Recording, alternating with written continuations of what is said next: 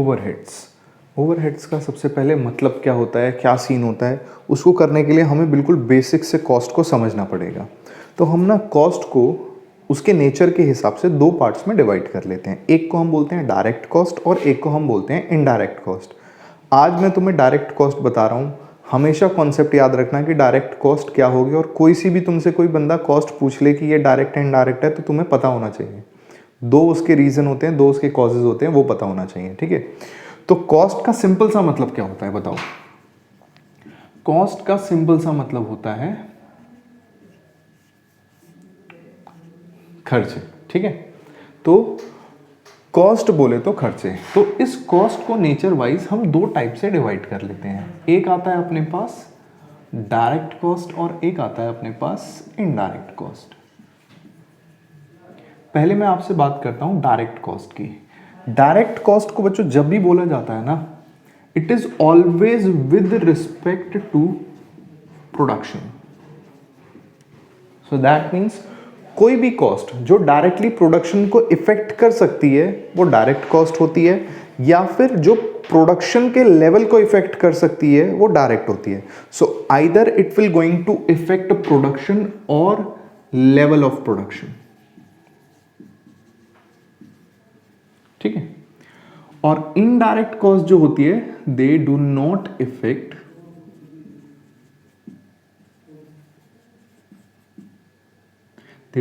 Effect production और level of production directly.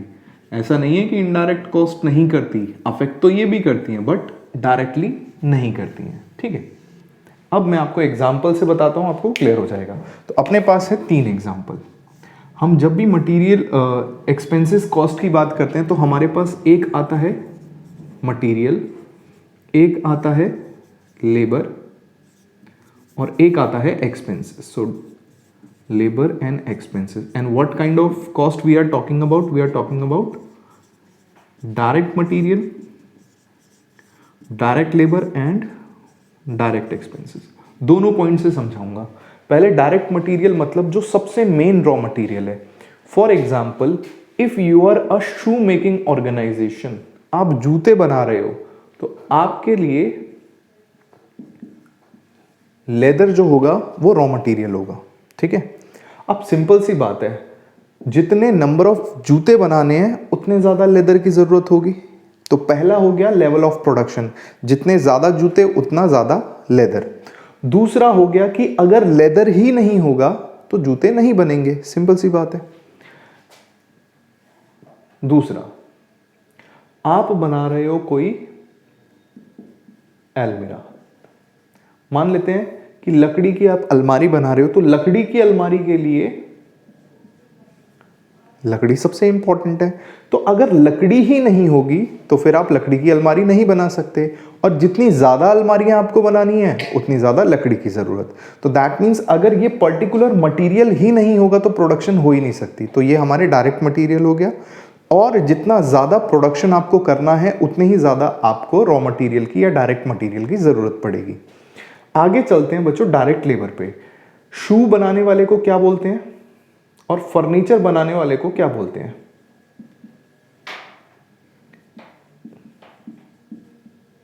ब्लैक्समिथ जूते बनाने वाला नहीं, कुछ और होता है। जब भी ऐसी कंफ्यूजन हो, क्या बोल रही है? सो आई थिंक कॉबलर बोलते हैं वैसे उसको, जो जूते बनाता है उसको कॉबलर बोलते हैं। तो मोची हो गया। सो मोची हो गया मेरे पास डायरेक्ट लेबर, और कारपेंटर हो गया डायरेक्ट लेबर। इसका मतलब पहले लेवल ऑफ प्रोडक्शन के साथ अगर मैं आपको समझाऊं तो जितनी ज़्यादा आपको प्रोडक्शन करनी है उतने ज़्यादा आपको ये डायरेक्ट लेबर रखने पड़ेंगे, क्योंकि एक लेबर 8 घंटे काम करके बहुत सारा प्रोडक्शन नहीं कर सकता। सिमिलरली इसके काम को ना आप आउटपुट के साथ लिंक कर सकते हो। आप बोल सकते हो एक मोची 2 घंटे में एक जूता बना देता है या एक पेयर ऑफ जूता बना देता है। 2 कारपेंटर मिलके एक दिन में एक अलमीरा बना देते हैं।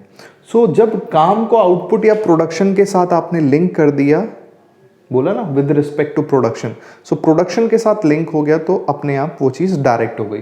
तो अगर सोचो आपके पास मोची ही नहीं होगा तो क्या जूता बन सकता है? नहीं बन सकता। कारपेंटर ही नहीं होगा तो आपका अलमीरा नहीं बन सकता। सिमिलरली आते हैं मेरे पास डायरेक्ट एक्सपेंसेस। अब याद रखना डायरेक्ट एक्सपेंसेस आपने ऐसा फाइनेंशियल अकाउंटिंग में पढ़ा हुआ है कि प्रोडक्शन से पहले आपके जो एसेट है जैसे मशीनरी, उस पे होने वाला सारा का सारा खर्चा मशीनरी की कॉस्ट में ऐड हो जाता है ना। तो जैसे हमने बोला इंस्टॉलेशन कॉस्ट, खैर इंस्टॉलेशन कॉस्ट को भी नहीं ले रहा, ये बाद में आपको कंफ्यूज कर सकता है, इसके लिए मैं ले लेता हूं कैरेज इनवर्ड। ठीक है, कैरेज इनवर्ड किस चीज का खर्चा होता है? जब सामान को अंदर लाते हैं। तो अगर आप कैरेज ही नहीं दोगे तो आपका सामान ही नहीं आएगा, सामान ही नहीं आएगा तो प्रोडक्शन नहीं होगी। नॉर्मली कैरेज इनवर्ड की कॉस्ट हमेशा ना इसी में ऐड हो जाती है डायरेक्ट मटेरियल में, तो अलग से हमें देखने की ज़रूरत नहीं होती। ये हमारा टॉपिक है ही नहीं जो हमने अभी तक पढ़ा, हमारा टॉपिक ये है। तो जिस तरीके से हमने 3 डायरेक्ट चीज़ें पढ़ी हैं, इसी तरीके से 3 इनडायरेक्ट चीज़ें होती हैं हमारे पास। Indirect material, indirect labour, indirect expenses. सबसे पहला इनडायरेक्ट मटेरियल। जब आपने शूज बनाए या फिर आपने अलमीरा बनाया, इन दोनों को चिपकाने के लिए आपने फेविकोल, फेविक्विक या चिपकाने वाली चीज को हम क्या बोलते हैं? अधेसिव। अधेसिव का यूज किया तो अधेसिव से क्या हुआ? शूज तो लेदर से ही बन गया था, लेकिन फाइनल फिनिशिंग टच किससे आया? अधेसिव से। आप ये बोल सकते हो कि मेरा लेदर का जूता है, लेकिन ये बोल सकते हो कि फेविकोल का जूता है? नहीं बोल सकते। सिमिलरली लकड़ी की अलमारी बोली जा सकती है, कीलो की या फिर फेविकोल की अलमारी नहीं बोली जा सकती। इवन फेविकोल उसमें लगता है, बट फेविकोल, अधेसिव, ये सारी चीज उसको फिनिशिंग टच देते हैं। रॉ फॉर्म में वो पहले ही बन के तैयार हो गया। सो दैट मीन्स अगर मेरे पास ये ना भी हो ना, तब भी मेरे पास एक हद तक प्रोडक्शन हो जाएगा, बस उस पर फिनिशिंग टच नहीं आएगा। तो आप इसको डायरेक्टली प्रोडक्शन के साथ लिंक नहीं कर सकते। आप नहीं बोल सकते कि मैं 2 बूंद अधेसिव निकाल के एक जूता बना लेता हूं, लेकिन यहां बोल सकते हो कि आधा किलो लेदर से एक पेयर ऑफ शूज बन जाता है। ठीक है, सिमिलरली यहां पे ये चीज नहीं थी तो प्रोडक्शन नहीं हो सकता था, ये चीज नहीं होगी तो प्रोडक्शन हो सकता है बट फिनिशिंग टच नहीं आएगा। नेक्स्ट आता है लेबर। एक व्यक्ति है बच्चों स्वीपर, एक व्यक्ति है सिक्योरिटी गार्ड, एक व्यक्ति है माली। माली को क्या बोलते हैं इंग्लिश में? व्हाटएवर, माली। ये सब भी तो लेबर है ऑर्गेनाइजेशन के, बट क्या ये डायरेक्टली इनकी वजह से कुछ प्रोडक्शन होता है? स्वीपर तो फैक्ट्री में झाड़ू लगा रहा है, अब झाड़ू लगाने से थोड़ी कुछ प्रोडक्शन हो रहा है। आप ऐसे बोल सकते हो उसके 10 बार झाड़ू मारने से एक जूता बन जाता है, उनका काम आपस में लिंक्ड हो ही नहीं सकता। सो वंस अगेन, अगर इन लोगों का काम प्रोडक्शन के साथ नहीं लिंक हो सकता तो ये कैसे हो जाते हैं? Indirect labour. इनके अलावा जितना भी ऑफिस स्टाफ होता है, तो कुछ लोग तो फैक्ट्री में बैठ के काम कर रहे हैं, तो फैक्ट्री में बैठे हैं वो डायरेक्ट लेबर भी हो सकते हैं और इनडायरेक्ट लेबर भी हो सकते हैं। लेकिन जो लोग ऑफिस में बैठे हुए हैं ना, वो सारे के सारे कैसे होते हैं? इनडायरेक्ट। इसी तरीके से आ जाता है कुछ एक्सपेंस, जैसे डेप्रिसिएशन, इलेक्ट्रिसिटी एटसेट्रा। जैसे बिजली है ना, तो बिजली आपको पता है, बिजली या फिर उसे हम पावर एंड फ्यूल कहते हैं, कि बिजली जितना ज़्यादा प्रोडक्शन करना है उतनी ज़्यादा पावर फ्यूल की ज़रूरत पड़ेगी। ये हमें पता होता है, लेकिन हमें ये नहीं पता होता, लाइक इसमें मैं आपको काउंट करके बता दूंगा कितना प्लास्टिक लगा हुआ है वेट करके, लेकिन ये बता सकता हूँ कि जब ये बना था तो इस पर कितने की बिजली लगी होगी, नहीं बता सकता। सिमिलरली जो बड़ी बड़ी मशीन्स होती है उस पर हम डेप्रिसिएशन तो ले लेते हैं, लेकिन वो टोटल मशीनरी का डेप्रिसिएशन इस एक पेन में कितने पोर्शन का होगा नहीं पता, बहुत छोटा सा होगा। इसीलिए बहुत छोटे होने की वजह से यहाँ पे फेविकोल बहुत छोटा सा होता है, ठीक है, एडहेसिव बहुत छोटी यूनिट में होता है, इसीलिए हम इनको क्या बोलते हैं? They are indirect material, indirect labour और इनडायरेक्ट एक्सपेंसेस। एंड कमाल की बात यही है कि जितने भी डायरेक्ट कॉस्ट हैं, आप सारी की सारी डायरेक्ट कॉस्ट को ऐड कर दोगे, ये सब मिलके आपको प्राइम कॉस्ट देते हैं। ठीक है, जब सारी की सारी डायरेक्ट कॉस्ट ऐड कर दी तो क्या बना? Prime cost. सिमिलरली जितने भी इनडायरेक्ट होते हैं, इनको टोटल में भी, टोटल बोले तो होलली, सबको मिला के भी और सेपरेटली मतलब इंडिविजुअली भी। सो आप चाहे एक एक को देखो, चाहे सबको मिला के देखो, इन्हीं को हम क्या बोलते हैं? Overheads. Now what is the reason this is called as prime cost? Prime cost मतलब मेजर कॉस्ट। अगर ये पेन 10 रुपए का है ना, तो इसमें direct material, direct labour and direct overhead मिला के कम से कम 7 रुपए से लेके 9 रुपए की 70 to 90% कॉस्ट उसी की होगी। और बहुत छोटी छोटी, जैसे बहुत छोटा 10 पैसे का इस पे डेप्रिसिएशन लगा होगा, मतलब मशीन का डेप्रिसिएशन इस पे चार्ज होगा, 5 पैसे की इस पे बिजली लगी होगी, तो वो बहुत छोटा छोटा है। तो इसीलिए क्या बोलते हैं प्राइम कॉस्ट। किसी भी चीज़ की मैन्युफैक्चरिंग की जो मेन कॉस्ट होती है वो यही 3 डायरेक्ट चीज़ें होती हैं, इसके लिए क्या बोलते हैं इनको? Prime cost. इनको ओवरहेड बोलते हैं। ओवरहेड मतलब ऊपर से, तो जिस भी चीज़ को आप डायरेक्टली प्रोडक्शन से लिंक नहीं कर पाए वो सारी की सारी चीज़ें क्या हो गई? ओवरहेड। ओके, ठीक है। So this is the reason why this is called as overhead and why this is called as direct expenses और मटेरियल। क्लियर हो गया डायरेक्ट इनडायरेक्ट? ये इसको नोट करो, फिर प्रैक्टिकल करते हैं। भूल जाती है। ओके, अब आते हैं ओवरहेड का मतलब आप समझ गए, इनडायरेक्ट एक्सपेंसेस। ठीक है, तो अब याद रखना कि किसी भी ऑर्गेनाइजेशन में ना काम करने के लिए ढेर सारे डिपार्टमेंट्स होते हैं, जैसे डिपार्टमेंट 1, डिपार्टमेंट 2, डिपार्टमेंट 3, डिपार्टमेंट 4। अब हम कुछ कॉन्सेप्ट कर रहे हैं, थ्योरेटिकल कॉन्सेप्ट नहीं है ये, एग्जाम में रेयरली पूछे जाएंगे, लेकिन आपको कॉन्सेप्चुअली क्लियर होने चाहिए। सो अब हम बात करेंगे ओवरहेड एलोकेशन एंड अपोर्शनमेंट।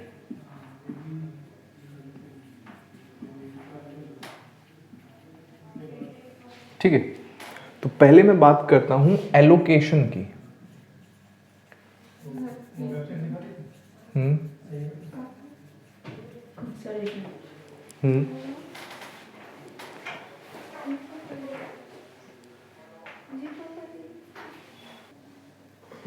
चलो अब देखो, मान लो D1 क्या करता है? D1 प्रोडक्शन करता है और ये भी प्रोडक्शन करता है। मान लेते हैं एक साइकिल जो होती है ना, साइकिल की ऑर्गेनाइजेशन है, ये बनाता है साइकिल का जो भी पूरा ढांचा होता है ना वो, और ये बनाता है टायर, ये बनाता है उसका ढांचा। बोले तो पूरा का पूरा, अब बना के दिखाऊं क्या?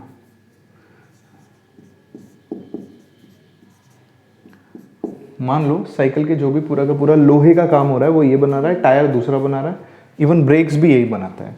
D3 का काम होता है असेंबली। असेंबली मतलब यहाँ से ये टायर दे देगा, ये यहाँ से ढांचा दे देगा, दोनों को मिला के उसको असेंबल करके दे देगा। और डिपार्टमेंट 4 है हमारे पास कैंटीन। ठीक है, तो अब आपको याद रखना है कि एलोकेशन वो खर्चे होते हैं डिपार्टमेंट में, वो खर्चे।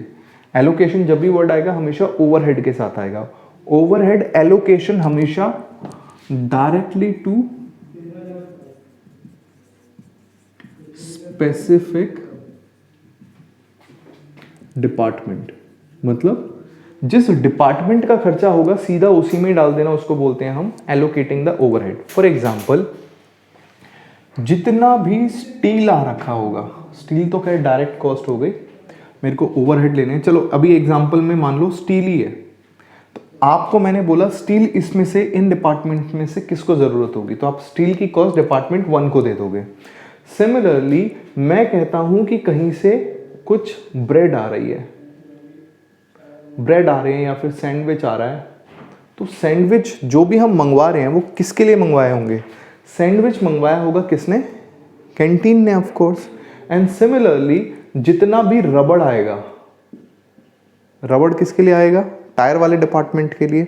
तो ये वो खर्चे होते हैं जो आपको ना डिपार्टमेंट वाइज क्लियरली पता है, वो सारे ओवरहेड्स जो हमें पता है कि भाई ये इस पर्टिकुलर डिपार्टमेंट के हैं, उनको जब हम डिपार्टमेंट में चार्ज करते हैं ओवरहेड्स को, उस प्रोसेस को बोला जाता है एलोकेशन ऑफ ओवरहेड्स। ठीक है, सो एलोकेशन ऑफ ओवरहेड में क्या होगा? डिफरेंट खर्चे होंगे जो कि किसी एक पर्टिकुलर डिपार्टमेंट के होंगे। दूसरा कॉन्सेप्ट आता है हमारे पास अपोर्शनमेंट। अपोर्शनमेंट ऑफ ओवरहेड, इसका मतलब होता है डिस्ट्रीब्यूशन ऑफ ओवरहेड। अब डिस्ट्रीब्यूशन ऑफ ओवरहेड में मान लो मैंने आपको एक खर्चा दे दिया, खर्चा है इलेक्ट्रिसिटी। ठीक है, मान लो इलेक्ट्रिसिटी का खर्चा है। अब इलेक्ट्रिसिटी तो सारे के सारे डिपार्टमेंट यूज करते होंगे, पावर एंड फ्यूल जो होता है, इलेक्ट्रिसिटी तो सभी को लगती होगी। सो इलेक्ट्रिसिटी जो एक खर्चा है ना, वो पूरी ऑर्गेनाइजेशन को एक ही बारी में बिल मिल जाएगा। फिर उस बिल को किसी भी एक लॉजिकल तरीके से इन सब के बीच में बांटा जाएगा। दैट मीन्स उस बिजली के बिल का क्या किया जाएगा, distribution among the various departments. तो जब किसी भी खर्चे को अलग अलग डिपार्टमेंट में बांटा जाता है, डिस्ट्रीब्यूट किया जाता है, उसको बोलते हैं अपॉर्शनमेंट। और जब भी किसी पर्टिकुलर मतलब एक स्पेसिफिक डिपार्टमेंट का खर्चा उसमें डाल दिया जाता है, तो उसको बोलते हैं एलोकेशन ऑफ कॉस्ट। तो एलोकेशन मतलब क्या होता है, एलोकेट करना, ढूंढ के डालना। सो दैट मीन्स एलोकेशन के केस में स्पेसिफिकली आपको पता होगा खर्चा किस डिपार्टमेंट का है, वेयर एज अपॉर्शनमेंट में एक बड़ा खर्चा आपको सबके बीच में डिस्ट्रीब्यूट करना होगा। तो अभी जो पहला कॉन्सेप्ट हमें प्रैक्टिकल पढ़ना है, वो पढ़ना है अपॉर्शनमेंट ऑफ ओवरहेड। ठीक है, अब अपॉर्शनमेंट ऑफ ओवरहेड जब हम पढ़ेंगे, या फिर डिस्ट्रीब्यूशन ऑफ ओवरहेड, ये भी दो टाइप से होते हैं। एक होता है प्राइमरी डिस्ट्रीब्यूशन, जिसको हम आज करेंगे, और एक होता है secondary distribution. Most probably next class तक जाएगा ये। प्राइमरी डिस्ट्रीब्यूशन में क्या होता है, जो भी कॉस्ट होती है उसको, कॉस्ट बोले तो जो भी ओवरहेड्स होते हैं उसको वेरियस डिपार्टमेंट्स में हम दे देते हैं। अब जैसे मैंने आपको डिपार्टमेंट बताए थे ना, तो ये जो 3 डिपार्टमेंट थे, ये तीनों डिपार्टमेंट कुछ ना कुछ काम कर रहे हैं। ये है प्रोडक्शन डिपार्टमेंट, जो आउटपुट देंगे। ये आपको नंबर ऑफ ढांचा बना के देगा, ये आपको नंबर ऑफ टायर बना के देगा, ये आपको नंबर ऑफ साइकिल्स बना के देगा। बट साइकिल की ऑर्गेनाइजेशन है, क्या कैंटीन भी आपको साइकिल बना के देगा? नहीं। यहाँ पे सारे के सारे डिपार्टमेंट वाले लोग आएंगे और खाना वाना खाएंगे, थोड़ा आराम करेंगे। सो दैट मीन्स ये 3 होते हैं हमारे पास प्रोडक्शन डिपार्टमेंट, और ये होता है मेरे पास सर्विस डिपार्टमेंट। सर्विस डिपार्टमेंट क्या करता है, जो प्रोडक्शन डिपार्टमेंट्स को सर्विस देता है, या फिर पूरी ऑर्गेनाइजेशन को सर्विस देता है। अब जितने भी प्रोडक्शन डिपार्टमेंट है, ये कुछ ना कुछ तो आउटपुट बना रहे हैं। अब क्योंकि आउटपुट बना रहे हैं, अल्टीमेटली हम कॉस्ट चार्ज किस पे करते हैं, आउटपुट पे। तो इनके पास अपने अपने आउटपुट है, तो इनकी तो कॉस्ट हम चार्ज कर सकते हैं, लेकिन इसकी कॉस्ट कहाँ चार्ज करेंगे, कैंटीन की। सो अल्टीमेटली जो कैंटीन की कॉस्ट है, वो भी आपको किस पे, प्रोडक्शन डिपार्टमेंट पे चार्ज करनी पड़ेगी। सो जब आप किसी भी कॉस्ट को, जैसे इलेक्ट्रिसिटी की कॉस्ट थी, सब में बांट दी, तो आपने क्या बोला उसे, प्राइमरी डिस्ट्रीब्यूशन या अपॉर्शनमेंट। कैसा, प्राइमरी टाइप का। जब हम सर्विस डिपार्टमेंट की कॉस्ट को बाकी डिपार्टमेंट में डालते हैं, तो उसको हम बोलते हैं सेकेंडरी डिस्ट्रीब्यूशन। ठीक है, तो यहां बोलेंगे overhead cost of service department to be apportioned to various departments। अब दिक्कत क्या है कि कैंटीन हो सकता है सबको सर्विस दे रहा हूं, कैंटीन के साथ मान लो एक और सर्विस डिपार्टमेंट है। चलो छोड़ो, जब कॉन्सेप्ट आएगा इसका तब मैं बताऊंगा। तो यहां पे अभी आपने 2 चीज और सीख ली, क्या, एक एलोकेशन ऑफ ओवरहेड एंड एक अपॉर्शनमेंट ऑफ ओवरहेड। इसके बाद सीधा हम प्रैक्टिकल करेंगे। इसको पॉज करो। ओके, तो हम लोग कर रहे हैं क्वेश्चन नंबर 1 ओवरहेड्स चैप्टर का। यहाँ पे आपको क्या कर रखा है, देखो क्वेश्चन देखोगे तो क्वेश्चन में कुछ डिपार्टमेंट्स दे रखे हैं आपको, XYZ ABC ऐसा कुछ दे रखा होगा, एंड कुछ खर्चे दे रखे हैं। जो खर्चे हैं ना, वो ओवरहेड्स हैं। उन ओवरहेड्स को हमें डिपार्टमेंट्स में बांटना है। तो पहले मैं एक फॉर्मेट बना लेता हूँ। बताओ डिपार्टमेंट के क्या नाम है, P1, P2, P3। P1 P2 P3 मतलब ये है मेरे पास प्रोडक्शन डिपार्टमेंट, P2 P3, और 2 सर्विस डिपार्टमेंट है ना, S1, S2। ठीक है। अब एक बार मुझे सारे के सारे खर्चे बता दो जो ओवरहेड्स हैं, कॉस्ट या ओवरहेड। जो फर्स्ट से दी हुई है, क्या है पहला, रेंट कितना है, 6000।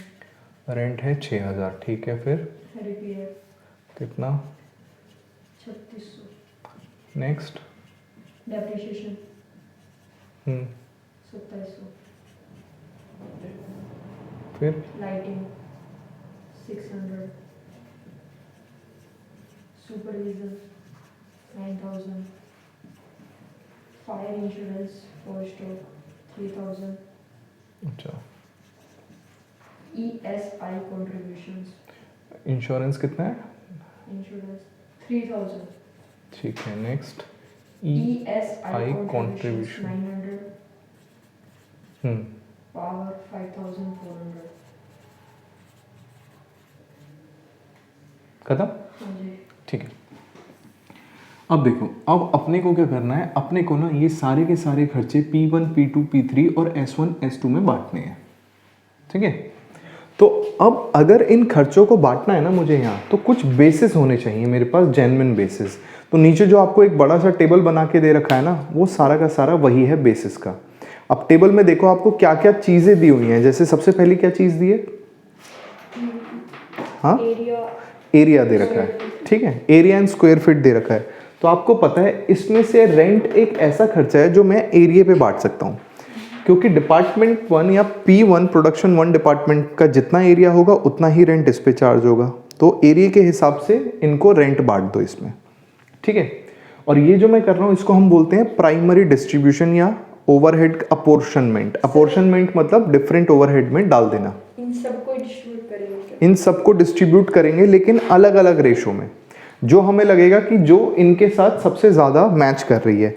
तो इसीलिए जो मैंने यहाँ स्पेस छोड़ा हुआ है ना, वो इसी के लिए। जैसे सबसे पहले आपको क्या मिला? स्पेस ना, क्या था वो पहला वाला? एरिया। तो इसको मैं किस बेसिस पे बांटूंगा? एरिया। और देखो नेक्स्ट क्या है? Not worker, number of workers है। अब देखो नंबर ऑफ वर्कर्स में आप किसको बांटोगे? रिपेयर से नंबर ऑफ वर्कर का कोई लेना देना नहीं, डेप्रिसिएशन से कोई लेना देना नहीं, लाइटनिंग से कोई लेना देना नहीं, लेकिन सुपरविजन से। क्योंकि सुपरविजन मतलब एक बंदा डिसाइड करता है कि भाई मैं 5 लोगों को सुपरवाइज करूंगा या 10 लोगों को। तो सुपरविजन के लिए क्या चाहिए आपको? Number of worker. अच्छा, इसके बाद क्या है? वेजेस। वेजेस के लिए आपको क्या करना है? वेजेस के लिए once again repair, depreciation, lighting नहीं लेंगे, ये नहीं लेंगे, ये ईएसआई कंट्रीब्यूशन। पहले ईएसआई कंट्रीब्यूशन समझो क्या होता है। ईएसआई कंट्रीब्यूशन होता है, इसे बोलते हैं employ state insurance. ESI employ state insurance लिखने की जरूरत नहीं है, लॉ में पूरा का पूरा एक्ट है ये अभी, ईएसआई एक्ट हमारा, ठीक है। तो ये क्या होता है कि एम्प्लॉय के ना फ्यूचर सोशल सिक्योरिटी के लिए कुछ पैसा एम्प्लॉय की सैलरी से काटा जाता है और कुछ पैसा एम्प्लॉयर जमा करवा देता है। और जमा करवाने के बाद जब रिटायरमेंट होता है या फिर उसकी कोई मेडिकल प्रॉब्लम होती है तब वो पैसे वापस मिल जाते हैं। सो दैट मीन्स एक बेनिफिट है जो एम्प्लॉय को दिया जा रहा है। दे कौन रहा है? एम्प्लॉय की जेब से भी जा रहा है और एम्प्लॉयर की जेब से भी जा रहा है। लेकिन जाता कितना है? तो जितनी भी उसकी वेजेस होती है ना, उस वेजेस का सर्टेन परसेंटेज जाता है, जैसे 2%, 1.25% इतना। तो जब उसकी वेजेस से जा रहा है तो आप इसको किस पे बांटोगे? ईएसआई कंट्रीब्यूशन को वेजेस के प्रोपोर्शन में, ठीक है। सो यहाँ पे मेरा बेस हो जाएगा वेजेस। नेक्स्ट क्या है? Value of plant. Value of plant. Plant की वैल्यू किसके लिए होगी? Depreciation. Value of plant. Depreciation के साथ साथ रिपेयर्स भी। क्यों? क्योंकि जो प्लांट एंड मशीनरी होता है उसी का रिपेयर्स होता है। तो हम मानेंगे जितना ज़्यादा प्लांट होगा उतना ज़्यादा रिपेयर की ज़रूरत होगी। Next stock value. Stock insurance के लिए जितने का स्टॉक उतने का insurance. So value of stock. Next horse power plant. Horse power. Horse power जो होता है, हॉर्स पावर किस लिए होता है? पावर के लिए। तो हॉर्स पावर इसके लिए हो जाएगा, पावर को बांटने के लिए। नेक्स्ट लाइटिंग तो रह गया। तो लाइटिंग के लिए मेरे को कुछ मिला नहीं। लाइटिंग के लिए बेस्ट होता है नंबर ऑफ लाइटिंग पॉइंट्स, कि जिस डिपार्टमेंट में जितने ज़्यादा लाइटिंग पॉइंट है वहाँ बिजली का बिल उतना ज़्यादा दो। अब कुछ और नहीं है तो मैं किसके हिसाब से बांट लेता हूँ? एरिया के, कि भाई ज़्यादा एरिया होगा तो ज़्यादा लाइट लगेगी, कम एरिया होगा तो कम लाइट लगेगी। तो एरिया के बेसिस पे बांट देता हूँ। अब आपको क्या करना है? अब नेक्स्ट चीज़ जो आपको करनी है ना, आपको सबसे पहले एरिया उठाओ। एरिया दे रखा है P1 का कितना है, P2 का कितना है, P3 का कितना है, दे रखा है ना? नहीं, मुझे मत बताओ, दे रखा है ना। उन सबका टोटल करके इधर लास्ट में एक टोटल कॉलम बना लो और सबका टोटल लिख दो।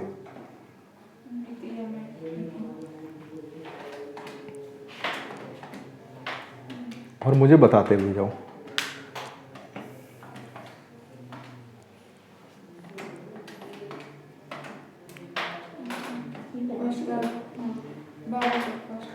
फर्स्ट का है 1200, तो दैट मीन्स एरिया 1200 है ना। अब इधर देखो एक बार, हमेशा जब भी एग्जाम में क्वेश्चन आएगा ये टोटल लिख लेना, ये आपकी बहुत हेल्प करेगा। अब आपको पता है 6000 का खर्चा है जो कि टोटल 1200 यूनिट्स पे मेरे को बांटना है, एरिया जो भी था स्क्वायर फीट वट। तो अगर मैं 6000 को 1200 से डिवाइड करता हूं तो मेरे पास 5 आ गया। सो दैट मीन्स अब बताओ P1 का कितना एरिया है? 400 है, तो 400 को आप 5 से मल्टीप्लाई कर दो, मतलब 5 आ गया मेरे पास। तो जब मैंने रेंट देखा था तो रेंट के लिए मेरे पास टोटल रेंट है 6000 का, और टोटल एरिया याद रखना, this is total rent divided by total area. कितना आया था? 1200। सो दैट मीन्स ₹5 पर स्क्वायर फीट। तो पहले का 200 स्क्वायर फीट है या वट एवर, तो हमारा कितना हो जाए, सॉरी 200 नहीं 400 था ना, तो ये आ जाएगा मेरे पास 2000। अगले का कितना है? सबको 5 से मल्टीप्लाई करते रहो। 300 है तो मतलब 1500। नेक्स्ट 270 इंटू 5 करो, कितना आता है?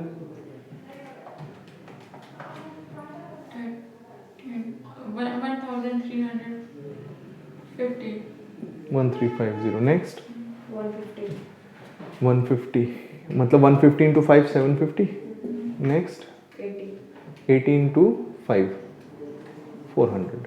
ठीक है, अब आप एक बार टोटल करोगे, टोटल 6000 ही आएगा।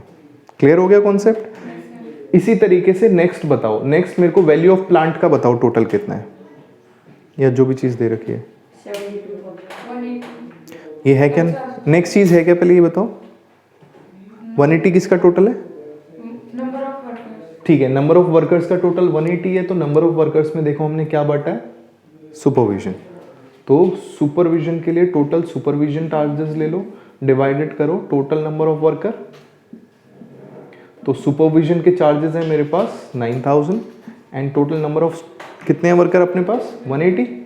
डिवाइड करके बताओ कितना आता है ये 50। yes. 50 आ गया। बस सिमिलरली अब बोलो डिपार्टमेंट ए में कितने वर्कर हैं, P1 में कितने वर्कर हैं? 54 इंटू 50 करो, कितना आता है बताओ?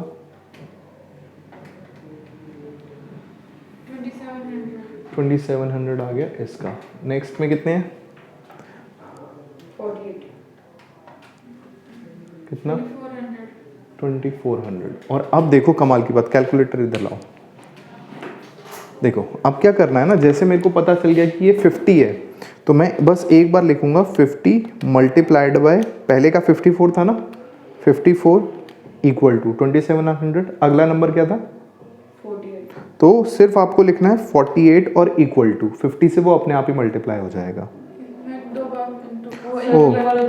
ये दूसरा है, इसमें रिवर्स फॉर्मूला इसमें रिवर्स फॉर्मूला लगता है। सो दैट मीन्स पहले 54 इंटू 50 किया ना, ये आ गया 2700। अब शायद हो जाए। नेक्स्ट 48 था, नहीं इसमें 2 बार इंटू करना पड़ेगा। ओहो ये फर्जी है, इसलिए मैं कह रहा था सिटीजन का कैलकुलेटर होना चाहिए, उसमें एक बार ही मिल जाता है। क्या नेक्स्ट इसमें कितना है number of workers? 36। So 36 into 50 कितना हो जाएगा? 1800। नेक्स्ट 24 1200। नेक्स्ट 18900। क्लियर है? सिमिलरली नेक्स्ट बोलो, नेक्स्ट कौन सा है? मतलब पहला था रेंट नहीं, पहला ये एरिया था, फिर दूसरा नंबर ऑफ वर्कर, फिर वेजेस है ना। तो वेजेस का टोटल बताओ कितना आता है? आई थिंक अब खुद हो जाना चाहिए, हो जाएगा ना। वेजेस का टोटल करके इसे डिवाइड करो और बांट देना।